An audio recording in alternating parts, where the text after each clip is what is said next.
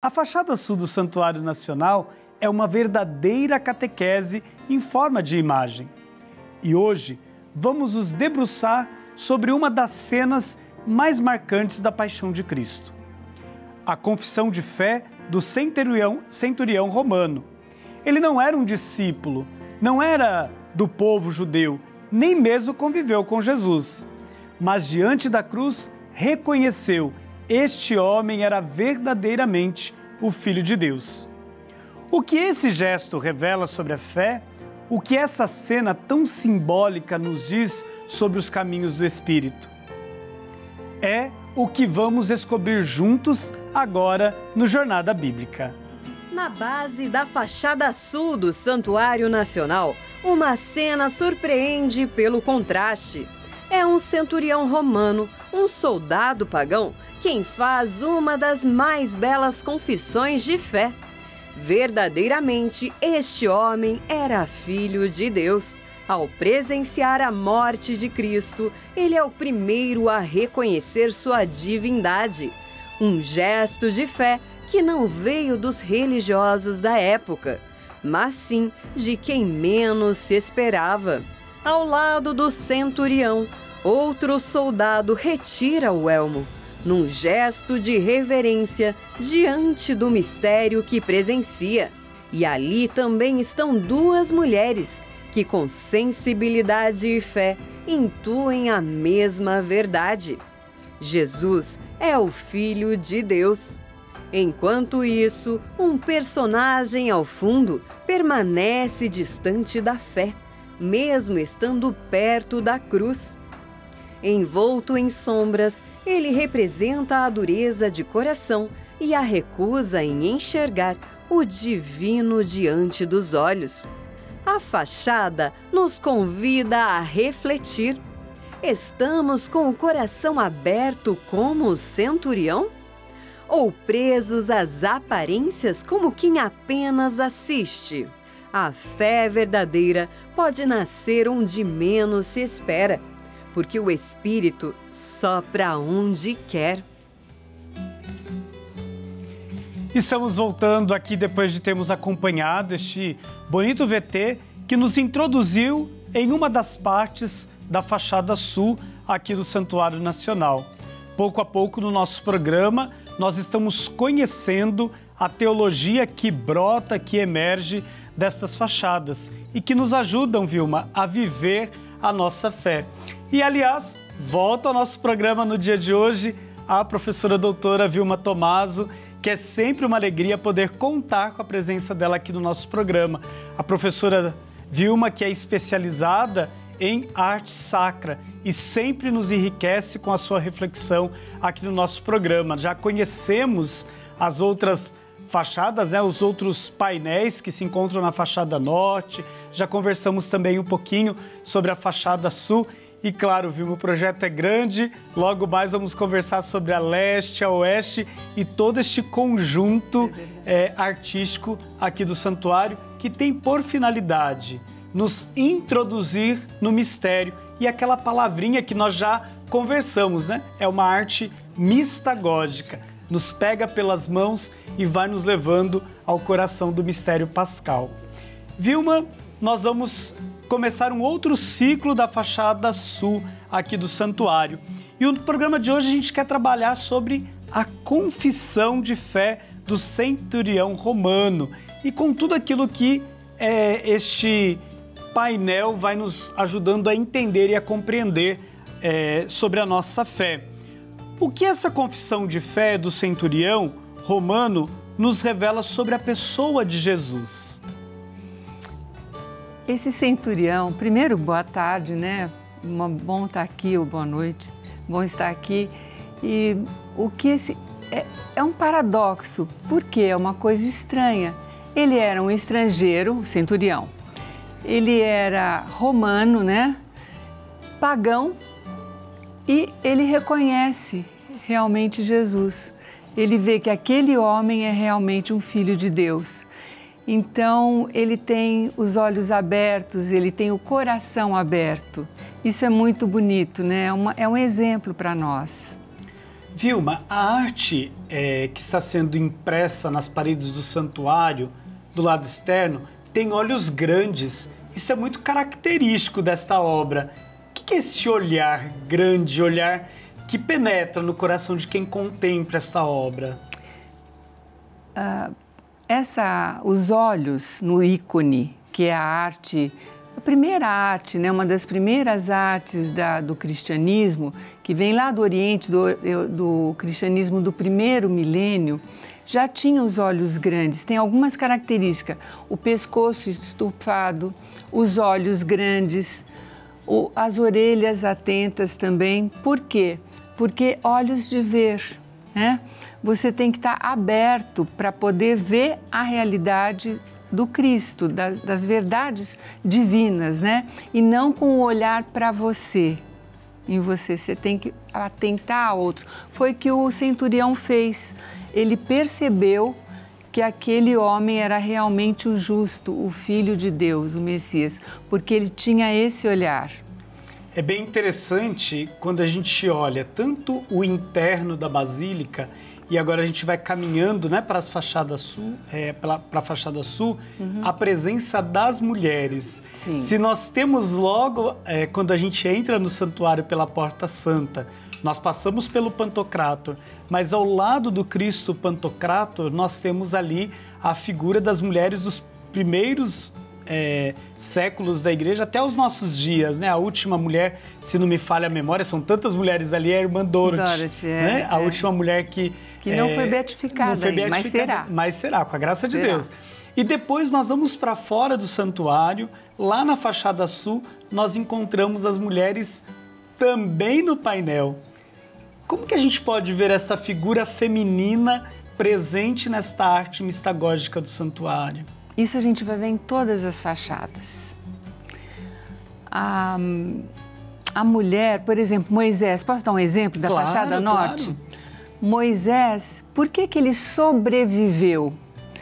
Ele era a mãe dele não o jogou no rio, ela humildemente e cuidadosamente, melhor a palavra, o colocou num cestinho. As parteiras também o acobertaram, porque as parteiras falavam, não, essas mulheres judias, elas hebreias, né, elas são muito rápidas para dar à luz. Então elas acobertavam, eram egípcias, mas protegiam. Então, vejam, mulheres. Depois, a mulher dele, antes a irmã. E mais sensacional é que o faraó dá ordem para matar os meninos. E a filha do faraó convence o pai de adotar um menino hebreu. É uma mulher. Então veja quantas mulheres para protegerem o Moisés, que foi o grande instrumento de Deus na libertação do povo. Então é muito importante, né? A função da mulher. E a mulher, outra coisa também, ela foi feita de uma forma diferente, né, padre? Deus cria Adão de uma forma e a mulher de outra forma. E é tão interessante, né, que são diferenças que se completam. Aí está, eu acho, que a beleza da história da salvação, né? Deus, ele não nos faz iguais, mas ele nos torna iguais à medida que cada um de nós podemos, com o nosso ser, contribuir para esta importante história da salvação, né? E a gente vai observando isso, como você disse, a presença feminina, ela não se dará só ali na fachada sul, mas ela se dará presente em todo o conjunto, né, artístico, tanto interno como externo, né, do santuário. Vilma, o que a presença de um líder religioso ali próximo, né, do crucificado, né, com o olhar de julgamento, comunica sobre a nossa cegueira espiritual? Olha, essa presença é emblemática também e ao mesmo tempo nos cutuca, porque vejam, aqueles estudiosos da lei, né, os hebreus, os fariseus, eles estavam esperando o Messias. Eles não reconhecem quando ele nasce, não reconhecem. Não tinha nenhum doutor da lei quando Jesus nasceu, só pastores e pagãos, que eram os magos, né? Então, não foram. E, na verdade, ele estudou tanto, mas ele estava tão dentro dele que ele não conseguiu ver que aquele homem, diferente do centurião, era verdadeiramente filho de Deus. Por quê? Porque eles tinham inveja de Jesus também, né? Eles não aceitavam que Jesus fosse do jeito que Deus enviou e não do jeito que eles imaginavam. Esse é um problema nosso, né? Nós temos, às vezes, falta para nós este olhar, né? Que você dizia, um olhar mais profundo, né? E este olhar que nos convida a entrar, de fato, no mistério que a fé nos ajuda a celebrar. Você que trabalha, né, com arte, que é estudiosa de arte, né? O que falta para nós hoje para contemplarmos o mistério com o olhar de fé, através da arte? Jesus, quando veio para nós, né, quando foi trazido pela Mãe de Deus, ele se esvaziou. Então, eu acho que é esse esvaziamento que a gente tem que fazer. Quando a gente vai num lugar cheio de certezas, achando que nós sabemos muito, que não precisamos aprender mais nada, ou temos alguma coisa pronta na nossa cabeça, a gente não deixa o novo penetrar. Então, a gente não brinca que vaso cheio não cabe nada, né? Então, a gente se esvaziando e a gente penetra no mistério. Uma outra coisa também, quem me ensinou muito isso foi o Cláudio. Cláudio Pastro, a gente só entende o mistério se a gente participa dele. Então, o Santuário de Aparecida, essa grande basílica, uma igreja, ela nos oferece os sacramentos, né? A nossa igreja. Então, a gente participando, a gente vai abrindo o nosso coração, né? E os nossos olhos também. E é muito interessante que você traz essa questão dos sacramentos, né, como caminho de participação neste mistério, porque toda a arte do santuário, ela é em vista disso. Fazer com que as pessoas que aqui chegam, elas, ao contemplarem aquela arte, elas se sintam convidadas a fazer a passagem do mundo dos rumores, né, de tudo aquilo, do vai e vem, de como alguns dizem, né, do frenesi cotidiano, para entrar no paraíso. Aquele lugar sereno, aquele lugar tranquilo. Exatamente. Por isso eu acho tão bom, né, quando eu caminho no santuário e amigos me perguntam desta arte, eu sempre digo assim, olha, a arte externa, ela completa a interna, porque ambas são convites para que a gente possa participar do mistério que vai acontecer ali, que vai se atualizar e que somos chamados, né, a anunciar, a testemunhar. E você falando, né, dessa participação no mistério, eu lembrei agora de um autor que certamente é muito caro para nós, é Romano Guardini. E na Desiderio Desideravi ele é assim exaltado, né? Muito porque citado. o Papa, nós precisamos recuperar a dimensão simbólica da vida, a leitura dos símbolos, porque a gente perdeu isso. A gente vive num mundo tão robotizado às vezes, né? E a gente esquece desta mediação que é o símbolo, que nos coloca na presença, né? Que nos faz estar na presença do mistério celebrado.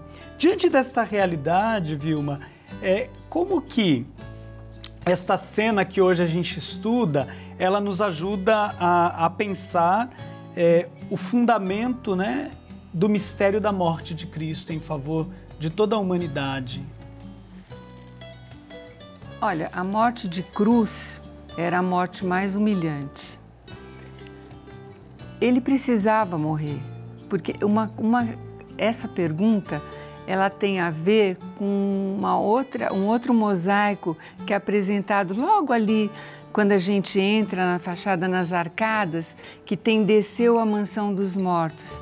Ele precisou morrer para abrir as portas do Sheol, do inferno, como a gente pode dizer, né? Da morada dos mortos, para nos libertar, né? Esta é a salvação. O trono, olha, o trono é algo que aparece em vários mosaicos, né? Tem o trono do faraó, tem o trono de Herodes. Qual é o trono de Cristo? A cruz. Então, ele é o mistério, né? O senhor falou da arte mistagógica, né? E o mistério, como que a gente entende? A gente participa e outra coisa, as pessoas perguntam assim, Vilma, mas dá para entender essa arte de Aparecida? Eu falo sempre a minha resposta. Quem tem o coração aberto, olha, contempla, ajoelha e reza. Porque é isso, você não precisa entender ou ser um sábio, né? De jeito nenhum. Você precisa ter o coração aberto. Aí você entende o mistério, a beleza do amor de Cristo na hora da crucifixão, né? E como ele foi humilhado e ao mesmo tempo, quanto mais feio ele ficava, Isaías 53, isso, mais amor ele mostrava para nós. Não tinha aparência, mas não. O amor que externa é aquilo que salva, é aquilo que transformará toda a humanidade, né? Ou seja, vai gerar esta nova terra, este novo céu, né? Que nós tanto sonhamos.